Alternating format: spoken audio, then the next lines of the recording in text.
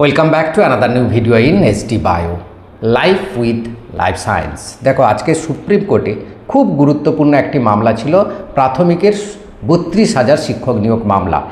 এই মামলায় আজ সুপ্রিম কোর্টে কি গুরুত্বপূর্ণ জিনিসগুলো ঘটলো সেইগুলো খুব সংক্ষেপে বলবো, এবং এই মামলার গতি প্রকৃতি কী হতে যাচ্ছে, সুপ্রিম কোর্টের দুজন যে বিচারপতি ছিলেন, সম্মানীয় বিচারপতি, তারা কোন দিকটাতে এমফাসাইজ করছেন, যার ফলে 3রা আগস্ট পরবর্তী শুনানিতে সেই দিকগুলোর চ্যাপ্টারগুলো খুলবে এবং 32,000 মামলার গতি প্রকৃতি কোন দিকে যাবে।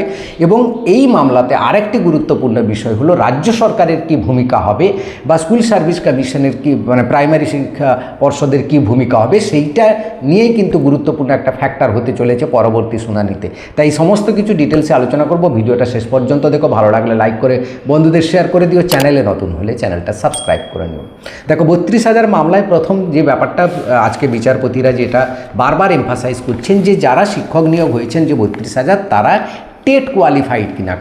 কারণ এই বেঞ্চ থেকে টেট কোয়ালিফিকেশান নিয়ে সমস্ত শিক্ষকের কিন্তু মানে পরীক্ষা দিতে হবে, এই বিষয়টা তারা দিয়েছে। যার ফলে যে শিক্ষকতার করার যে প্রাথমিক যে মাপকাঠি বা প্রাথমিক যে যোগ্যতার যে পরীক্ষাটা, সেটা হচ্ছে টেট পরীক্ষা, সেইটা সবাই পাস করেছে কিনা এই ব্যাপারটা কিন্তু জোর দিচ্ছেন। এখন আমাদের জানা যে খবর, এরা সবাইকে টেস্ট পাস করিয়ে নিয়েছে। 2 নম্বর হচ্ছে কি, 2 নম্বর যে ব্যাপারটা হচ্ছে যে এই যে 2014 টেটের যে পরপর যে ইয়েগুলো হয়েছিল, সেগুলোতে এনসিটিএ কিন্তু একটা অর্ডার জারি করেছিল যে আনট্রেন্ড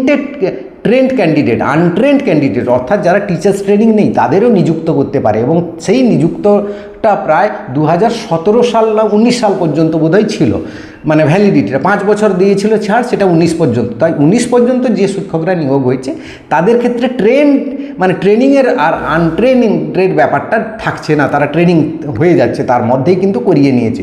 তাই এই ব্যাপারটা কিন্তু এখানে কিন্তু ক্লোজড হয়ে যাচ্ছে আমার যা। এবং আমাদের সম্মানীয় যে বিকাশ ভট্টাচার্যবাবু, বিকাশ রঞ্জনবাবু, তিনি বারবার কিন্তু একটা কথা বলতে চাইছিলেন যে এটাতে পুরোপুরি দুর্নীতি হয়েছে, এবং এই দুর্নীতির মধ্যে প্রচুর মানি ল্যান্ডারিং হয়েছে, এবং নানা রকম তিনি যেগুলো আগেতে এসএসসি কেসের ক্ষেত্রে যা বলেছিলেন সেইগুলো প্রায় বলতে চেয়েছিলেন, সেগুলো তিনি শুনেছেন, এবং এই আজকের শুনানিতে সেগুলো আর বেশি কিছু শুনতে চাননি, পরবর্তী কেসে শুনানি পাবেন। তাই এটা তিনি গ্রহণযোগ্য হলো, গৃহীত করলেন। সাধারণত কি হয়, দেখা যায় যে কলকাতা ডিভিশন বেঞ্চের মামলাকে তেমন গুরুত্ব না থাকলে কিন্তু শোনেন না বা রিজেক্ট করে দেন। এক্ষেত্রে কিন্তু সেটা হলো না, সেটা গ্রহণ করলো, অর্থাৎ পরবর্তী শুনানিতে তারা গ্রহণ করবে। এই যে মামলার গতি প্রকৃতি দিকে যাবে, সেটা সবচেয়ে বেশি করে ডিপেন্ড করছে রাজ্য সরকারের ভূমিকা, অর্থাৎ প্রাথমিক শিক্ষা পর্ষদ যে লয়ার নিয়োগ করবেন বা তাদের যে দৃষ্টিভঙ্গি, তারা কখন কি টেট পাস করিয়েছেন, টেট পাস করেছে কিনা, যে সমস্ত কিছু নোটিফিকেশান সবাইকে তো দেওয়া হয়েছে, তাই অনুযায়ী তারা জমা দেবে রিপোর্ট।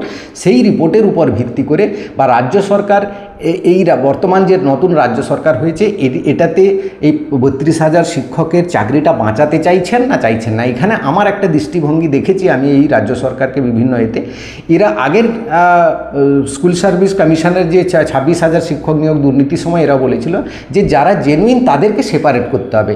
তো সেরকম দরকার হলে এরা সিবিআইকে দিয়ে আবার যাচ করিয়ে, হয়তো যদি সুপ্রিম কোর্ট সেরকম কিছু অর্ডার দেয়, নেগেটিভ অর্ডার, তাহলে কিন্তু এরা এই কথাটাই বলতে চাইবে যে আমরা প্রকৃতপক্ষে ফ্রড আর কারা ফ্রড নয়, কারা টেন্টেড কারা আনটেন্টেড, সেটাকে আমরা সেগ্রিগেট করব।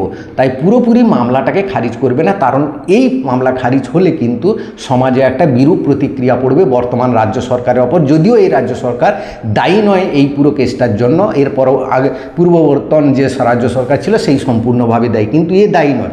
তবুও এর উপর যেহেতু বর্তমান রাজ্য সরকার কিছু করলো না, বাঁচালো না আমাদের, এবং এই 32,000 পুরো ফ্যামিলির যে একটা বিরাট বড় অঙ্কের ভোটের ব্যাপার রয়েছে, যার ফলে আমার যা মনে হচ্ছে এই বর্তমান রাজ্য সরকার ইন্টারফেয়ার করবে কেসটাতে, এবং তারা এই প্রাথমিক শিক্ষা পর্ষদের হয়ে ব্যাপারটাকে দেখবে, এবং যে সেখানে যদি সত্যি কোনো কিছু ফ্রড থেকে থাকে সেই ফ্রডটাকে আলাদা করবে। তাই যাদের চাকরি হয়েছে পরীক্ষা দিয়ে ভালো নাম্বার পেয়ে, ওএমআরে কোনো গলতি নেই বা কোনো কিছুই জায়গায় কিছু নেই, তা পয়সা দেওয়ার ব্যাপার নেই, তাদের টেনশানের কোনো কারণ নেই।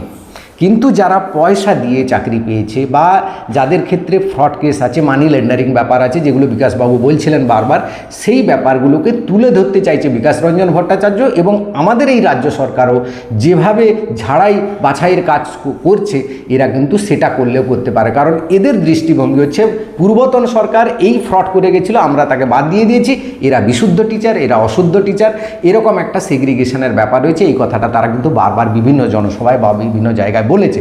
তাই দুটো দৃষ্টিভঙ্গি তুলে ধরার চেষ্টা করলাম, যে রাজ্য সরকারের দৃষ্টিভঙ্গি এবং আমাদের সুপ্রিম কোর্টের কী দৃষ্টিভঙ্গি। সুপ্রিম কোর্ট একটা জিনিস দেখতে চাইছেন, যে তারা এই ফ্রড হয়েছে কিনা ব্যাপারটার থেকে সবচেয়ে বেশি গুরুত্ব দিচ্ছেন যে টেট পাস করেছে কিনা। সবাই যদি টেট পাস করে থাকে তাহলে আর কোনো ব্যাপার নেই, তারা হয়তো সেখানেই সমাপ্ত করে দেবেন। তাই আগামী যে 3রা আগস্ট যে শুনানি রয়েছে সেখানে সমাপ্ত হয়ে যেতে পারে। কিন্তু মানি ল্যান্ডারিংয়ের ব্যাপারটা বা ইনস্টিটিউশনাল যে একটা করাপশান রয়েছে সেই ব্যাপারটাকে যদি গুরুত্ব দেন, তাহলে কিন্তু এই প্রসেস দীর্ঘতম হবে। তো এই ছিল আজকের ভিডিও।